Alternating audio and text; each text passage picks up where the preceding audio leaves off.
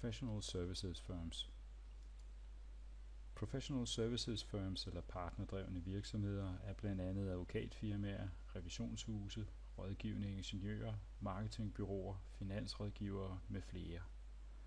Fælles for dem er, at de har en eller flere ejere, dagligt tale kaldet partnere, der selv arbejder i virksomheden og som selv betjener kunder og på den måde bidrager til produktionen. Professional services firms rummer gode muligheder for indtjening for partnerne. Der er gode muligheder for partnerne til at udleve deres personlige, faglige ambitioner. Partnerdrevne virksomheder nyder stor frihed til at indrette sig internt, som de vil. Det indeholder et dilemma med store muligheder, men også store faldgrupper. Partnerne, som er ejere, har magten og daglig indsigt til at se, hvordan deres beslutninger føres ud i livet, eller hvordan deres magt bruges.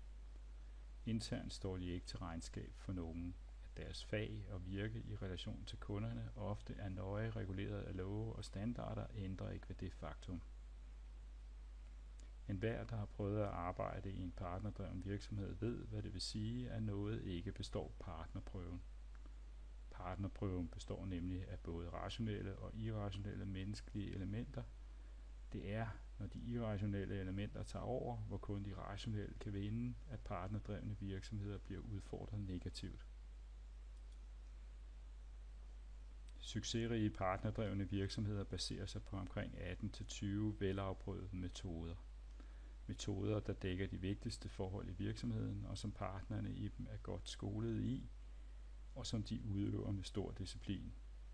De følger fastlagte processer og beslutningsgange, og partnerne holder sig til at udfordre og afprøve metoderne på partnermøderne internt og på den årlige generalforsamling.